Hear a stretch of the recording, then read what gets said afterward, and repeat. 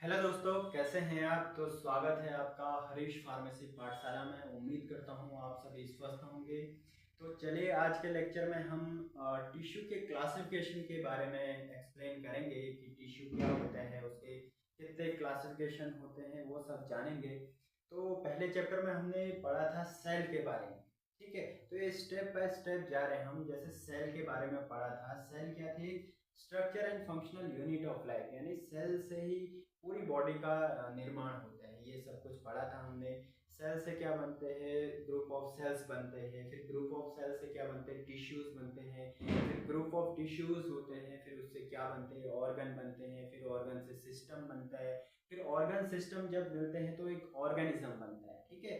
वो ऑर्गेनिज्म यानी कि हम हैं, ठीक है। मानव शरीर जो है, हम एक ऑर्गेनिज्म है। तो हम इसमें पढ़ेंगे कि टिश्यू क्या होते हैं।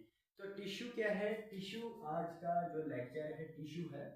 Tissue is the defined as the group of similar cell, यानी कि सिमिलर सेल्स, एक जैसे सेल। जैसे ये एक सेल है, ठीक है। इसके अंदर न्यूक्लियस है, राइबोसोम वगैरह वो सब कुछ, ठीक है।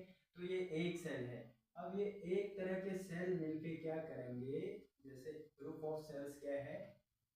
टिश्यू बनाएंगे। तो टिश्यू क्या होता है?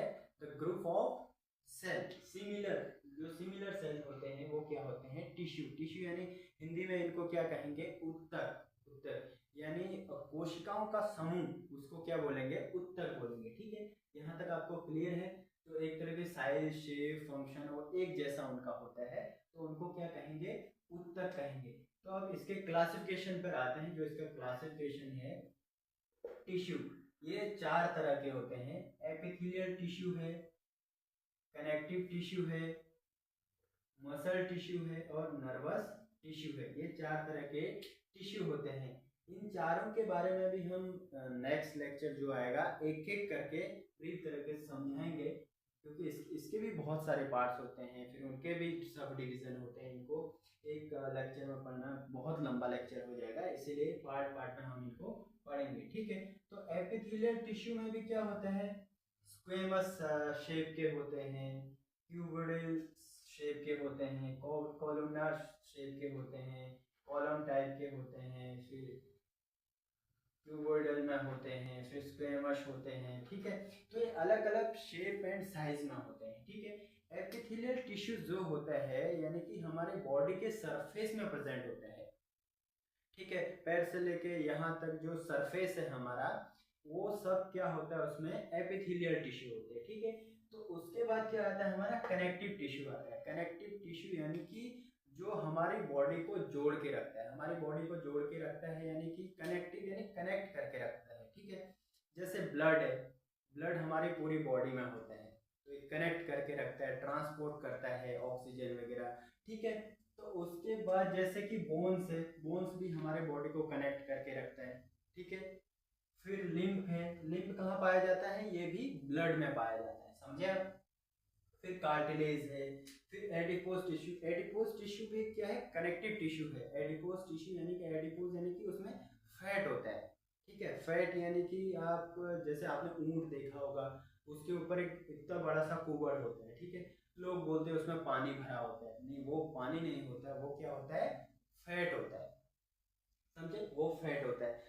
फैट यानी एडिपोज टिश्यू पे एक मेन चीज ऐसी होती है, वो हमारी जो सुंदरता होता है बोलते हैं, उसको भी निखारता है, ठीक है। यानी कि जिसमें फैट होगा, ठीक है, उसके गाल थोड़े गोल मटोल होंगे, तो वो थोड़ा अच्छा दिखेगा, ठीक है। अब जिसमें एडिपोज टिश्यू यानी फैट ही नहीं होगा, वो गाल चिपके हुए, यानी कि ऐसा दिखेगा, ठीक है। तो वो एडिपोज टिश्यू के अंदर ही आएगा। एडिपोज जिसमें ज्यादा फैट होगा, तो उसको कोई एक मारेगा भी तो उसको कम लगेगी, ठीक है। अब जैसे हम जैसे को एक मारेगा, ठीक है, तो हम सीधे ही चले जाएंगे, समझे। तो ये तरह से कनेक्टिव टिश्यू यानी कि बोन है, ब्लड है, लिम्फ है, कार्टिलेज है, तो ये कनेक्ट करके रखता है हमारी बॉडी को, ठीक है। अब आता है मसल टिश्यू, ठीक है। मसल टिश्यू यानी कि मसल से, मस्कुलर टिश्यू से आप समझ गए होंगे कि मसल्स, ठीक है, जो हमारे मूवमेंट के काम आते हैं, ठीक है। मूवमेंट यानी हम हाथ हिला रहे हैं, पैर हिला रहे हैं, तो ये मस्कुलर टिश्यू यानी मसल्स होते हैं, जिसमें ये स्केलेटल मसल होते हैं, स्मूथ मसल्स होते हैं, कार्डियक होते हैं। कार्डियक मसल जो हमारा हार्ट होता है, वो एक अलग तरह के टिश्यू से बना होता है, ठीक है।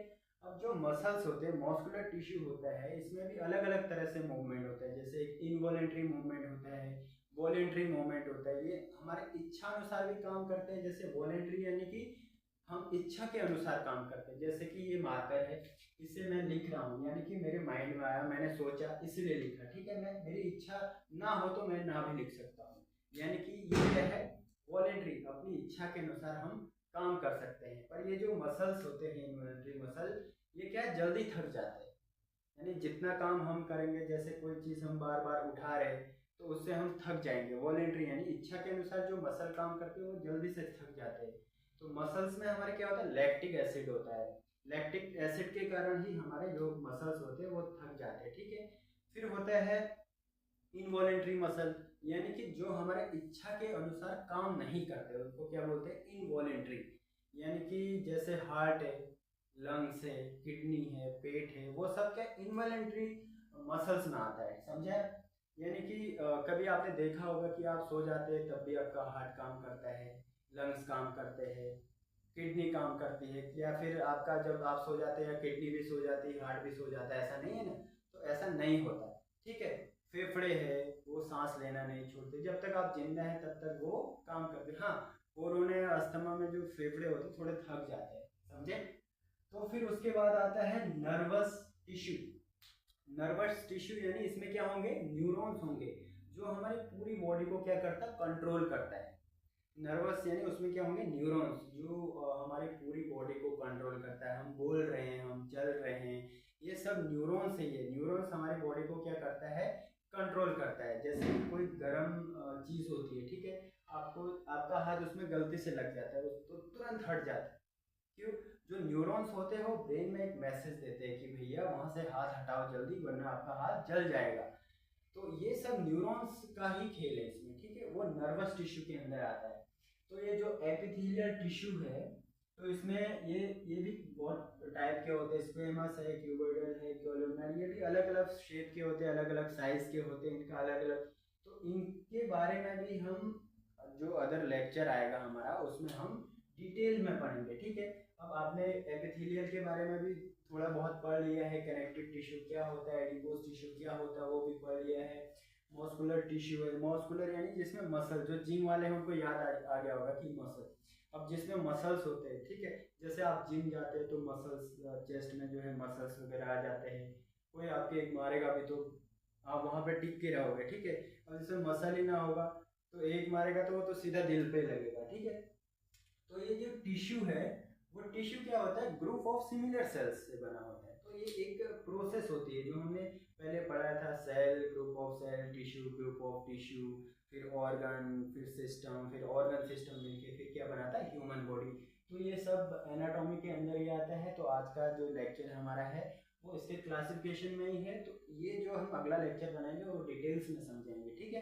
तो आज के लिए इतना ही। तो आप लोग अच्छी तरह से पढ़ रहे होंगे, ये सभी चीज़ें आपके एग्जाम के लिए बहुत इम्पोर्टेंट है, ठीक है। चलिए, इस वीडियो को और इस जो मेरा चैनल है उसको सब्सक्राइब करना, लाइक करना, कमेंट भी कीजिएगा जहाँ पे समझ ना आए, जहाँ पे आपको डाउट हो तो वो भी हम क्लियर करेंगे, ठीक है। धन्यवाद।